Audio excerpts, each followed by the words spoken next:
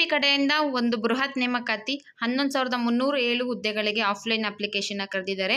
ಈ ಹುದ್ದೆಗಳಿಗೆ ಯಾವುದೇ ವಿದ್ಯಾರ್ಹತೆಯನ್ನು ನಿಗದಿಪಡಿಸಿಲ್ಲ, ಯಾವುದೇ ಅರ್ಜಿ ಶುಲ್ಕ ಇರೋದಿಲ್ಲ. ಕನ್ನಡ ಬಲ್ಲವರಿಗೆ ಆದ್ಯತೆಯನ್ನು ನೀಡ್ತಾರೆ.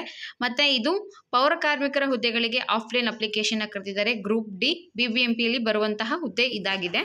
ಇನ್ನು ಇದ್ರ ಬಗ್ಗೆ ಸಂಪೂರ್ಣವಾಗಿ ಇನ್ಫಾರ್ಮೇಷನ್ ಬೇಕು ಅಂದರೆ ಕಂಪ್ಲೀಟ್ ವಿಡಿಯೋ ನೋಡಿ, ನಿಮಗೆ ಫುಲ್ಲು ಇನ್ಫಾರ್ಮೇಷನ್ ಸಿಗುತ್ತೆ. 11,307 ಹುದ್ದೆಗಳಲ್ಲಿ 905 ಹುದ್ದೆಗಳನ್ನ ಕಲ್ಯಾಣ ಕರ್ನಾಟಕ ಅಭ್ಯರ್ಥಿಗಳಿಗೆ, ಹೈದರಾಬಾದ್ ಕರ್ನಾಟಕ ಅಭ್ಯರ್ಥಿಗಳಿಗೆ ಮೀಸಲಿರಿಸಿದ್ದಾರೆ. ಬಿಬಿಎಂಪಿಯಲ್ಲಿ ನೇರ ಪಾವತಿಯಡಿ ಕಾರ್ಯನಿರ್ವಹಿಸುತ್ತಿರುವ ಗ್ರೂಪ್ ಡಿ ಪೌರ ಕಾರ್ಮಿಕರಿಗೆ ಇದು ಅಪ್ಲಿಕೇಶನ್ ಓಪನ್ ಆಗಿರೋದು. ಇದು ಬಂದು ಮೀಸಲಾತಿ ಜೊತೆಗೆ ಸ್ಯಾಲ್ರಿ ಎಷ್ಟಿರುತ್ತೆ ಅಂದರೆ ಪೌರ ಕಾರ್ಮಿಕರಿಗೆ ಸ್ಟಾರ್ಟಿಂಗ್ 17,000 ಇರುತ್ತೆ, ಹೈಯೆಸ್ಟ್ ಬಂದು 28,950ವರೆಗೂ ನಿಮಗೆ ಸ್ಯಾಲ್ರಿ ಇರುತ್ತೆ. ಇದು ಕೆ ಅಭ್ಯರ್ಥಿಗಳಿಗೆ ಮೀಸಲಿರಿಸಿರುವಂಥದ್ದು. SCಗೆ 154 ಪೋಸ್ಟ್ ಇದೆ, STಗೆ 64, ಪ್ರವರ್ಗ 2Bಗೆ 36, ಹೀಗೆ 3Bಗೆ 45 ಇದೆ. ಇದ್ರ ಜೊತೆಗೆ ನಿಮಗೆ ಗ್ರಾಮೀಣ ಅಭ್ಯರ್ಥಿ, ಮಹಿಳಾ ಅಭ್ಯರ್ಥಿ, ಅಂಗವಿಕಲ, ತೃತೀಯಲಿಂಗ, ಮಾಜಿ ಸೈನಿಕ ಅಭ್ಯರ್ಥಿಗಳು ಯಾರ್ಯಾರಿಗೆ ಎಷ್ಟು ಸೀಟ್ ಮೀಸಲಿದೆ ಅಂತ ನೀವೇ ಚೆಕ್ ಮಾಡ್ಕೊಳ್ಳಿ. ನಾನು ಗ್ರೂಪಲ್ಲಿ ನೋಟಿಫಿಕೇಷನ್ ಹಾಕಿರ್ತೀನಿ, ಜನಸಮಯ ಟೆಲಿಗ್ರಾಮ್ ಚಾನಲಲ್ಲಿ ನಾನು ನೋಟಿಫಿಕೇಷನ್ ಹಾಕಿರ್ತೀನಿ. ಒಮ್ಮೆ ಅಲ್ಲಿ ನೀವು ಮೀಸಲಾತಿನ ನೋಡ್ಕೊಳ್ಳಿ. ಮೀಸಲಾತಿ ಎಲ್ಲ ಫುಲ್ ಇನ್ಫಾರ್ಮೇಷನ್ ಕೊಡೋಕೆ ಹೋದರೆ ವಿಡಿಯೋ ತುಂಬ ಲಾಂಗ್ ಆಗುತ್ತೆ. ಅಪ್ಲಿಕೇಶನ್ ಸಲ್ಲಿಸೋದಕ್ಕೆ ಸ್ಟಾರ್ಟಿಂಗ್ ಡೇಟ್ ಬಂದು ಮಾರ್ಚ್ 15, ಲಾಸ್ಟ್ ಡೇಟ್ ಬಂದು ಏಪ್ರಿಲ್ 14 ಅಂತ ಇದೆ, ಏಪ್ರಿಲ್ 15 ಅಂತ ಇದೆ. ಇದನ್ನು ಎಕ್ಸ್ಟೆಂಡ್ ಮಾಡಿದ್ದಾರೆ, ಮೇ 15ನೇ ತಾರೀಕುವರೆಗೂ ಎಕ್ಸ್ಟೆಂಡ್ ಮಾಡಿದ್ದಾರೆ. ಇದ್ರ ರಿಲೇಟೆಡ್ ಇನ್ಫಾರ್ಮೇಷನ್ ಕೂಡ ನಾನು ಚಾನಲ್ನಲ್ಲಿ ಆಲ್ರೆಡಿ ವಿಡಿಯೋ ಹಾಕಿದ್ದೀನಿ. ಇನ್ನು RPC ಹುದ್ದೆಗಳು ಎಷ್ಟಿದ್ದಾವೆ ಅದ್ರ ಬಗ್ಗೆ ನೋಡೋದಾದರೆ, ಉಳಿಕೆ ಮೂಲ ಹುದ್ದೆಗಳು ಬಂದು 10,402 ಹುದ್ದೆಗಳು ಇದೆ. ಇದು ಕೂಡ ಗ್ರೂಪ್ ಡಿ ಹುದ್ದೆನೇ ಆಗಿರುತ್ತೆ. RPCಗೆ 10,402 ಇದ್ದರೆ ಕೆ ಅಭ್ಯರ್ಥಿಗಳಿಗೆ 905 ಹುದ್ದೆಗಳನ್ನ ಮೀಸಲಿರಿಸಿದ್ದಾರೆ. ಇದಕ್ಕೂ ಕೂಡ ಸ್ಯಾಲ್ರಿ ನಿಮಗೆ ಸೇಮ್ ಇರುತ್ತೆ. ಎರಡೂ ಕೂಡ ಗ್ರೂಪ್ ಡಿ ಇರೋದ್ರಿಂದ 17,000ದಿಂದ 28,950 ರೂಪಾಯಿ ಇರುತ್ತೆ ನಿಮಗೆ ಸ್ಯಾಲ್ರಿ. ಯಾರ್ಯಾರಿಗೆ ಎಷ್ಟೆಷ್ಟು ಪೋಸ್ಟ್ ನಿಗದಿಪಡಿಸಿದ್ದಾರೆ ಅಂತ ನೋಡಿ. ಮಹಿಳೆಯರಿಗೆ, ಗ್ರಾಮೀಣ ಅಭ್ಯರ್ಥಿಗಳಿಗೆ, ಮಾಜಿ ಸೈನಿಕರಿಗೆ, ತೃತೀಯ ಲಿಂಗ ಅಭ್ಯರ್ಥಿಗಳಿಗೆ, ಯೋಜನಾ ನಿರಾಶ್ರಿತರಿಗೆ ಈ ರೀತಿ ಇನ್ಫಾರ್ಮೇಷನ್ ನೀವೇ ಒಂದ್ಸಲ ಚೆಕ್ ಮಾಡ್ಕೊಳ್ಳಿ. ನಾನು ನೋಟಿಫಿಕೇಷನ್ ಗ್ರೂಪಲ್ಲಿ ಶೇರ್ ಮಾಡಿರ್ತೀನಿ. SC ಅವ್ರಿಗೆ 1,769 ಪೋಸ್ಟ್ ಇದ್ದಾವೆ. ಸಾಮಾನ್ಯ ಅಭ್ಯರ್ಥಿಗೆ 4,577 ಪೋಸ್ಟ್ಗಳು ಖಾಲಿ ಇದ್ದಾವೆ. ಇದು ಆಫ್ಲೈನ್ ಅಪ್ಲಿಕೇಶನ್. ಅರ್ಜಿ ಸಲ್ಲಿಸೋದಕ್ಕೆ ಕೊನೆಯ ದಿನಾಂಕ ಬಂದು ಮೇ 15 ಎಕ್ಸ್ಟೆಂಡ್ ಮಾಡಿದ್ದಾರೆ. ಮೇ 15 ಒಳಗಡೆ ನೀವು ನಿಮ್ಮ ಡಾಕ್ಯುಮೆಂಟ್ಸ್ನ ಸಬ್ಮಿಷನ್ ಮಾಡಬಹುದು. ಒಂದಕ್ಕಿಂತ ಹೆಚ್ಚಿಗೆ ನೀವು ಅಪ್ಲಿಕೇಶನ್ ಹಾಕೋದಕ್ಕೆ ಸಾಧ್ಯ ಇಲ್ಲ. ಅಪ್ಲಿಕೇಶನ್ ಹಾಕೋಕ್ಕಿಂತ ಮುಂಚೆ ಒಂದ್ಸಲ ನೋಟಿಫಿಕೇಷನ್ನ ಓದ್ಕೊಳ್ಳಿ ಅಂತ ಹೇಳಿದ್ದಾರೆ. ಇನ್ನು ನೀವೇನಾದರೂ ಸುಳ್ಳು ಮಾಹಿತಿಗಳನ್ನ ನೀಡಿದರೆ ಅಂತ ನಿಮ್ಮ ಅಪ್ಲಿಕೇಶನ್ನ ರಿಜೆಕ್ಟ್ ಮಾಡ್ತಾರೆ. ಜೊತೆಗೆ ಪಾಲಿಕೆಯು ಅದಕ್ಕೆ ಸೂಕ್ತ ಕ್ರಮನ ಕೈಗೊಳ್ತಾರೆ. ಇನ್ನು ಆಫ್ಲೈನ್ ಅಪ್ಲಿಕೇಶನ್ ಇರೋದ್ರಿಂದ ಅರ್ಜಿಯನ್ನು ಸಂಬಂಧಪಟ್ಟ ಪಾಲಿಕೆಯ ಸಹಾಯಕ ಕಾರ್ಯನಿರ್ವಾಹಕ ಅಭಿಯಂತರು, ಆಫ್ಲೈನ್ ಅಪ್ಲಿಕೇಶನ್ ಇರೋದ್ರಿಂದ ಅಪ್ಲಿಕೇಶನ್ ಫಾರ್ಮ್ನ ನಾನು ಗ್ರೂಪಲ್ಲಿ ಶೇರ್ ಮಾಡ್ತೀನಿ. ಇದನ್ನು ಎಲ್ಲಿ ಸಬ್ಮಿಷನ್ ಮಾಡಬೇಕು ಅಂದರೆ BBMP ಇರುತ್ತಲ್ಲ, ಆ BBMP ಆಫೀಸಲ್ಲಿ ಸಹಾಯಕ ಕಾರ್ಯನಿರ್ವಾಹಕ ಅಭಿಯಂತರು ಘನತ್ಯಾಜ್ಯ ನಿರ್ವಹಣೆ ಇವ್ರ ಕಚೇರಿಯಲ್ಲಿ ಬೆಳಗ್ಗೆ 10ರಿಂದ ಸಂಜೆ 5:30ವರೆಗೂ ನೀವು ಸಬ್ಮಿಷನ್ ಮಾಡಬೇಕು. ಮೇ 15 ಲಾಸ್ಟ್ ಡೇಟ್ ಇರೋದ್ರಿಂದ ಅವತ್ತೇನಾದರೂ ಗೌರ್ಮೆಂಟ್ ಹಾಲಿಡೇ ಇತ್ತು ಅಂದರೆ ಅದ್ರ ಮಾರನೇ ದಿನದವರೆಗೂ ನೀವು ಇದನ್ನು ಸಬ್ಮಿಷನ್ ಮಾಡ್ಬೋದು. ಇನ್ನು ಇಲ್ಲಿ ತಿಳಿಸಿದಾರಲ್ಲ ನಿಮಗೆ PAJ, PAM, PAPM ಅಂತ ಇದ್ದರೆ ಅದು ಫುಲ್ ಫಾರ್ಮ್ ಇದು ಕೊಟ್ಟಿರೋವಂಥದ್ದು. ಏನಪ್ಪ ಸಾ ಅಂದರೆ ಸಾಮಾನ್ಯ ಅಭ್ಯರ್ಥಿ, PAJ ಅಂದರೆ ಪರಿಶಿಷ್ಟ ಜಾತಿ, ಇದು ಫುಲ್ ಫಾರ್ಮ್ ಇಲ್ಲಿರುತ್ತೆ. ಮತ್ತು ವಿಶೇಷ ಸೂಚನೆ ಬಂದು ನೀವು ಅಪ್ಲಿಕೇಶನ್ ಹಾಕೋಕ್ಕಿಂತ ಮುಂಚೆ ಸೂಚನೆಗಳನ್ನ ಓದ್ಕೊಳ್ಳಿ ಅಂತ ನೋಡಿ. ಪಾಲಿಕೆಯ ಆಯಾ ವಾರ್ಡ್ಗೆ ಸಂಬಂಧಿಸಿದ ಸಹಾಯಕ ಕಾರ್ಯನಿರ್ವಾಹಕ ಅಭಿಯಂತರು ರವರಿಂದ ಅರ್ಜಿ ನಮೂನೆಯನ್ನು ಪಡೆದು ನೀವು ಅವರಿಗೇನ ಅಪ್ಲಿಕೇಶನ್ ಫಾರ್ಮ್ನ ನೀಡಬೇಕು ಅಂತ ತಿಳಿಸಿದ್ದಾರೆ. ಷರತ್ತುಗಳು ಏನಿದೆ ಇದು ತುಂಬಾ ಇಂಪಾರ್ಟೆಂಟು.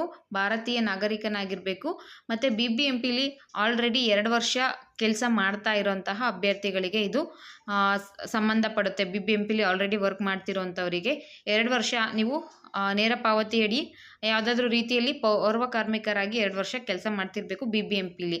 ಮತ್ತು ನಿಮಗೆ 55 ವರ್ಷ ಕಂಪ್ಲೀಟ್ ಆಗಿರಬಾರ್ದು, 55 ವರ್ಷಕ್ಕಿಂತ ಜಾಸ್ತಿ ವಯಸ್ಸು ಆಗಿರಬಾರ್ದು. ನೋಡಿ, BBMPಲಿ ನೀವು ಹಾಲಿ ನೇರ ನೇಮಕಾತಿ, ಕ್ಷೇಮಾಭಿವೃದ್ಧಿ, ದಿನಗೂಲಿ ಯಾವುದೇ ಆಧಾರದಲ್ಲಿ 2 ವರ್ಷ ಸೀಮೆ, 2 ವರ್ಷಕ್ಕಿಂತ ಕಡಿಮೆ ಇಲ್ದಂಗೆ ನೀವು 2 ವರ್ಷ ಕಂಪ್ಲೀಟ್ ಮಾಡಿ ಕೆಲಸನ BBMPಲಿ ಮಾಡಿರಬೇಕು ಅಂತ ತಿಳಿಸಿದ್ದಾರೆ. ದೈಹಿಕವಾಗಿ ಸದೃಢರಾಗಿರಬೇಕು. ನಿಮಗೆ ಇದು ಕರೀತಾರಲ್ಲ ಇಂಟರ್ವ್ಯೂಗೆ, ಅಂಥ ಟೈಮಲ್ಲಿ ಫಿಸಿಕಲ್ ಸರ್ಟಿಫಿಕೇಟ್ ಕೂಡ ಬೇಕಾಗುತ್ತೆ. ಮತ್ತು ಇದಕ್ಕೆ ನೀವು ಫಿಸಿಕಲ್ ಸರ್ಟಿಫಿಕೇಟ್ ಕೂಡ ಆ್ಯಡ್ ಮಾಡಬೇಕಾಗತ್ತೆ. ಕನ್ನಡ ಭಾಷೆನ ನೀವು ಕಲ್ತಿರಬೇಕು. ಇದಕ್ಕೆ ಯಾವುದೇ ರೀತಿಯ ಶೈಕ್ಷಣಿಕ ವಿದ್ಯಾರ್ಹತೆ ನಿಗದಿಪಡಿಸಿಲ್ಲ. SLC ಆಗಿರಬೇಕು, PUC ಆಗಿರಬೇಕು, ಆ ಥರ ಯಾವುದೇ ನಿರ್ಬಂಧ ಇಲ್ಲ. ಇದಕ್ಕೆ ಮೇನ್ ಬಂದು ನೀವು BBMPಲಿ 2 ವರ್ಷದಿಂದ ಕೆಲಸ ಮಾಡಿರುವಂತಹ ಎಕ್ಸ್ಪೀರಿಯನ್ಸ್ ಇರಬೇಕು. ಮತ್ತು ನಿಮ್ಮನ್ನು ಯಾವ್ದು ಕಾರಣಕ್ಕೆ ರಿಜೆಕ್ಟ್ ಮಾಡ್ಬೋದು ಅಂತ ನೋಡಿದ್ರೆ, ಒಬ್ಬರು ಹೆಂಡತಿ ಬದುಕಿದ್ದು ಇನ್ನೊಂದು ಮದುವೆ ಆಗಿದ್ದರೆ, ಅದು ಹುಡುಗ ಹೆಂಗಸಾಗಿರ್ಬೋದು ಅಥವಾ ಲೇಡೀಸ್ ಜೆಂಟ್ಸ್ ಯಾರಾಗಿದ್ರು ಇಂತಹ ವಿದ್ಯಾರ್ಥಿ ಆಗಿದ್ದರೆ ಅಂಥವ್ರನ್ನ ನೇಮಕಾತಿಗೆ ತಗೊಳ್ಳೋದಿಲ್ಲ. ಯಾವುದೇ ಕ್ರಿಮಿನಲ್ ಕೇಸಲ್ಲಿ ನೀವು ಆಗಿರಬಾರ್ದು. ನೆಕ್ಸ್ಟ್ ಬಂದು ನೇಮಕಾತಿ ಹೇಗೆ ನಿಮ್ಮನ್ನ ಸೆಲೆಕ್ಷನ್ ಮಾಡ್ತಾರೆ ಅಂತ ನೋಡೋದಾದರೆ, ನೀವು BBMPಲಿ ವರ್ಕ್ ಮಾಡಿರೋ ಎಕ್ಸ್ಪೀರಿಯನ್ಸ್ ಮೇಲೆ ಸೇವಾವಧಿಯನ್ನು ಪರಿಗಣಿಸಿ ಅದ್ರ ಜೊತೆಗೆ ಮೀಸಲಾತಿ ಏನೇನಿದೆ ಅದನ್ನೆಲ್ಲ ನೋಡಿಕೊಂಡು ಸೆಲೆಕ್ಷನ್ ಮಾಡ್ತಾರೆ. ಅರ್ಜಿ ಸಲ್ಲಿಸಿರೋರಲ್ಲಿ 2 ವರ್ಷ ಮತ್ತು ಅದಕ್ಕಿಂತ ಹೆಚ್ಚಿನ ಸೇವೆ ಯಾರು ಸಲ್ಲಿರ್ತಾರೆ ಅಂತಹ ಅಭ್ಯರ್ಥಿಗಳ ಜ್ಯೇಷ್ಠತೆಯನ್ನು ಅವರ ವಯಸ್ಸಿಗೆ ಅನುಗುಣವಾಗಿ ನಿಮಗೆ ಏಜ್ ಅದ್ರ ಮೇಲೆ ಸೆಲೆಕ್ಷನ್ ಮಾಡ್ತಾರೆ. ಮತ್ತು ಲಾಟ್ರಿ ಮೂಲಕ ಸೆಲೆಕ್ಷನ್ ಆಗುತ್ತೆ. ಯಾರಿಗೆ ಅಂದರೆ 2 ವರ್ಷ ಮತ್ತು ಅದಕ್ಕಿಂತ ಜಾಸ್ತಿ ವರ್ಷ ಕೆಲಸ ಮಾಡಿದ್ದವರು ಒಂದೇ ಪಕ್ಷ ಇಬ್ಬರು ಒಂದೇ ಆಗಿದ್ದರೆ ಅಂತಹ ಅಭ್ಯರ್ಥಿಗಳ ಜ್ಯೇಷ್ಠತೆಯನ್ನು ಅವರ ವಯಸ್ಸಿಗೆ ಅನುಗುಣವಾಗಿ, ಅಂದರೆ ಹೆಚ್ಚು ವಯಸ್ಕರನ್ನು ಕಡಿಮೆ ವಯಸ್ಕರಿಗಿಂತ ಮೇಲೆ ಪರಿಗಣಿಸಬೇಕು ಹಾಗೂ ಹುಟ್ಟಿದ ದಿನಾಂಕದಿಂದ ಸೇವಾ ಅವಧಿ ಒಂದೇ ಆಗಿದ್ದಲ್ಲಿ ಲಾಟರಿ ಮೂಲಕ ಆಯ್ಕೆ ಮಾಡ್ತಾರೆ. ಇದ್ರ ಜೊತೆಗೆ ನೀವೇನಾದರೂ ಮೀಸಲಾತಿಲಿ ಸೇರ್ಕೋಬೇಕು ಅಂತಿದ್ರೆ ಕನ್ನಡ ಮಾಧ್ಯಮ ಗ್ರಾಮೀಣ ಅಭ್ಯರ್ಥಿ, ಮಾಜಿ ಸೈನಿಕ ಅಭ್ಯರ್ಥಿ ಈ ರೀತಿ ಮೀಸಲಾತಿಗಳಿಗೆ ಅರ್ಹರಿದ್ದರೆ ಆ ಸರ್ಟಿಫಿಕೇಟ್ನೆಲ್ಲ ನೋಡ್ತಾರೆ. ಅಂತಹ ಅರ್ಹ ಅಭ್ಯರ್ಥಿಗಳು ಇಲ್ಲ ಅಂದರೆ ಉಳಿದ ಅರ್ಹ ಅಭ್ಯರ್ಥಿಗಳನ್ನ ಅವರು ಸೆಲೆಕ್ಷನ್ ಮಾಡ್ತಾರೆ. ಇನ್ನು ಸಾಮಾನ್ಯ ವರ್ಗ, ಹಿಂದುಳಿದ ವರ್ಗ, OBC ವಿದ್ಯಾರ್ಥಿಗಳು OBC ಅಭ್ಯರ್ಥಿಗಳು ಅಷ್ಟೇ. ಅವ್ರೇನಾದರೂ ಸಿಕ್ಕಿಲ್ಲ ಅಂದರೆ SC ST ಅವ್ರನ್ನ ಆ್ಯಡ್ ಮಾಡ್ಕೊತಾರೆ, ಆ ಕೆಲಸಕ್ಕೆ ಸೇರಿಸ್ಕೊತಾರೆ. ನೇರ ಪಾವತಿ DPSಲ್ಲಿ 2 ವರ್ಷಕ್ಕಿಂತ ಕಡಿಮೆ ಇಲ್ದಂಗೆ ನೀವು ಆಲ್ರೆಡಿ ಕೆಲಸ ನಿರ್ವಹಿಸಿರುವಂತಹ ಎಕ್ಸ್ಪೀರಿಯನ್ಸ್ ಇರಬೇಕು. ಈ ಮೇಲಿನ ಅರ್ಹತೆಗಳ ಅನುಸಾರವಾಗಿ ಅವರು ನಿಮ್ಮನ್ನು ಸೆಲೆಕ್ಷನ್ ಮಾಡ್ತಾರೆ. ಮತ್ತು ಇದ್ರ ಸೆಲೆಕ್ಷನ್ ಲಿಸ್ಟು ಮತ್ತು ಇಂಟರ್ವ್ಯೂದು ಏನಾದರೂ ಇನ್ಫಾರ್ಮೇಷನ್ ಇತ್ತು ಅಂದರೆ BBMPಯ ಜಾಲತಾಣದಲ್ಲಿ ವೆಬ್ಸೈಟಲ್ಲಿ ಅಪ್ಲೋಡ್ ಮಾಡ್ತಾರೆ. ಮತ್ತು ಪಾಲಿಕೆಯ ಮುಖ್ಯ ಆಯುಕ್ತರ ಕಚೇರಿಯ ಸೂಚನಾ ಫಲಕದಲ್ಲಿ ನಿಮ್ಮ ಪಾಲಿಕೆ ಇರುತ್ತಲ್ಲ BBMP ಡ್ಯಾಶ್ಬೋರ್ಡಲ್ಲಿ ಅಲ್ಲಿ ಕೂಡ ಹಾಕ್ತಾರೆ ಅಂತ ತಿಳಿಸಿದ್ದಾರೆ. ನೀವೇನಾದರೂ ಸೆಲೆಕ್ಷನ್ ಆದಮೇಲೆ ಕರೆಕ್ಟ್ ಟೈಮ್ಗೆ ಹೋಗಿ ಜಾಯಿನ್ ಆಗಿಲ್ಲ ಅಂದರೆ ನಿಮ್ಮನ್ನು ತೆಗೆದು ಬೇರೆಯವ್ರನ್ನ ಸೇರಿಸ್ಕೊತೀವಿ ಅಂತ ಇದು ಇನ್ಫಾರ್ಮೇಷನ್ ತಿಳಿಸಿದ್ದಾರೆ. ಜನ್ಮ ದಾಖಲೆ, ನಿಮ್ಮ ಡೇಟ್ ಆಫ್ ಬರ್ತ್ಗೆ ಸಂಬಂಧಪಟ್ಟದ್ದು ಒಂದು ದಾಖಲೆಯನ್ನು ಅವರು ಕೇಳ್ತಾರೆ. ನೆಕ್ಸ್ಟ್ ಶೈಕ್ಷಣಿಕ ವಿದ್ಯಾರ್ಹತೆ ಏನು ನಿಗದಿಪಡಿಸಿರೋ ಕನ್ನಡ ಭಾಷೆ ಇರಬೇಕು. 55 ವರ್ಷಕ್ಕಿಂತ ಜಾಸ್ತಿ ವಯಸ್ಸಾಗಿರಬಾರ್ದು.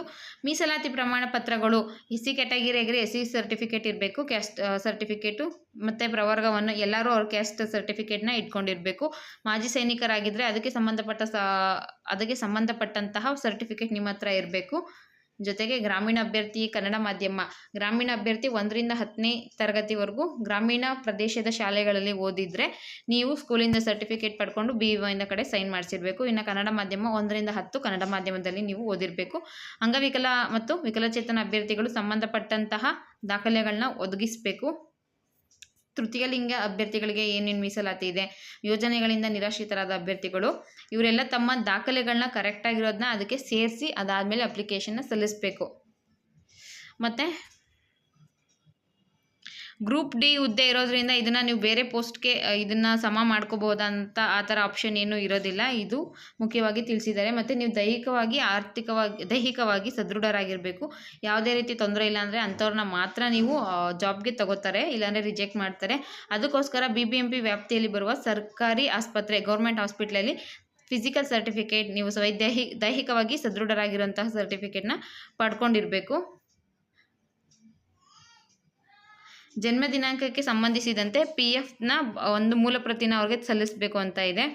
ಇನ್ನು ಮಾಜಿ ಸೈನಿಕರಾದರೆ ಅಂಥವರಿಗೆ SC ST ಅಭ್ಯರ್ಥಿಗಳಿಗೆ, ಗ್ರಾಮೀಣ ಅಭ್ಯರ್ಥಿಗಳು, ಅಂಗವಿಕಲ ಅಭ್ಯರ್ಥಿಗಳು ಇದಕ್ಕೆ ಸಂಬಂಧಪಟ್ಟ ಎಲ್ಲ ದಾಖಲೆಗಳನ್ನ ತಿಳಿಸ್ಬೇಕು ಅಂತ ತಿಳಿಸಿದ್ದಾರೆ. ನೆಕ್ಸ್ಟು ಯಾರ್ಯಾರನ್ನ ರಿಜೆಕ್ಟ್ ಮಾಡ್ಬೋದು, ಇದು ಪ್ರಮುಖ ಸೂಚನೆ ಅಂತಲೇ ಹೇಳಬಹುದು. ಅಪೂರ್ಣವಾದ ಅರ್ಜಿಗಳನ್ನು ಮತ್ತು ನೀವೇನಾದರೂ ಏನು ಡಾಕ್ಯುಮೆಂಟ್ ಸಬ್ಮಿಷನ್ ಮಾಡಬೇಕು ಅದನ್ನು ಮಾಡಿಲ್ಲ ಅಂದರೆ ನಿಮ್ಮನ್ನ ರಿಜೆಕ್ಟ್ ಮಾಡೋಂಥ ಚಾನ್ಸಸ್ ಜಾಸ್ತಿ ಇರುತ್ತೆ. ಅರ್ಜಿ ಸಲ್ಲಿಸ್ಬೇಕಾದ್ರೆ ಎಲ್ಲ ದಾಖಲೆಗಳನ್ನ ಕರೆಕ್ಟಾಗಿರೋಂಥದ್ದನ್ನ ನೀವು ಆ್ಯಡ್ ಮಾಡಿ, ಸುಳ್ಳು ದಾಖಲೆಗಳನ್ನ ಕೊಡೋಕ್ಕೆ ಹೋಗಬೇಡಿ ಅಂತ ಇದೆ. ಒಬ್ಬ ವ್ಯಕ್ತಿ ಮೋಸದಿಂದ ಅಥವಾ ಬೇರೆ ಯಾವುದೇ ರೀತಿಯ ಕ್ರಿಮಿನಲ್ ಕೇಸ್ಗಳಿಂದ ಅಥವಾ ಅನುಚಿತವಾಗಿ ನಡ್ಕೊಳ್ಳೋದ್ರಿಂದ ನಿಮ್ಮನ್ನು ತೆಗೆದು ಹಾಕ್ಬೋದು ಅಂತ ತಿಳಿಸಿದ್ದಾರೆ. ಇದಿಷ್ಟು BBMP ಜಾಬ್ದು ನೋಟಿಫಿಕೇಷನ್ನು. ಇದ್ರ ಬಗ್ಗೆ ರಿಲೇಟೆಡ್ ಇನ್ಫಾರ್ಮೇಷನು www.bbmp.gov.in ಇಲ್ಲಿ ನಿಮಗೆ ಇನ್ಫಾರ್ಮೇಷನ್ ಶೇರ್ ಮಾಡ್ತಾರೆ. ಈ ವೆಬ್ಸೈಟ್ನ ನೀವು ಚೆಕ್ ಮಾಡ್ತಾ ಇರಬಹುದು. ಅರ್ಜಿ ಸಲ್ಲಿಸೋದಕ್ಕೆ ಮೇ 15 ಕೊನೆಯ ದಿನಾಂಕ. ಮತ್ತು 2 ವರ್ಷ ಕೆಲಸ ಮಾಡಿರುವಂತಹ ಎಕ್ಸ್ಪೀರಿಯನ್ಸ್ BBMPಯಲ್ಲಿ 2 ವರ್ಷ ಕೆಲಸ ಮಾಡಿರೋಂಥವ್ರು ಈ ಹುದ್ದೆಗೆ ಅರ್ಜಿ ಸಲ್ಲಿಸಲು ಅರ್ಹರಾಗಿರ್ತಾರೆ. ಇದು ಈ ಒಂದು ವಿಡಿಯೋದ ಕಂಪ್ಲೀಟ್ ಇನ್ಫಾರ್ಮೇಷನ್. ವಿಡಿಯೋ ಇಷ್ಟ ಆಗಿದೆ ದಯವಿಟ್ಟು ಲೈಕ್ ಮಾಡಿ, ಶೇರ್ ಮಾಡಿ. Thank you for watching friends.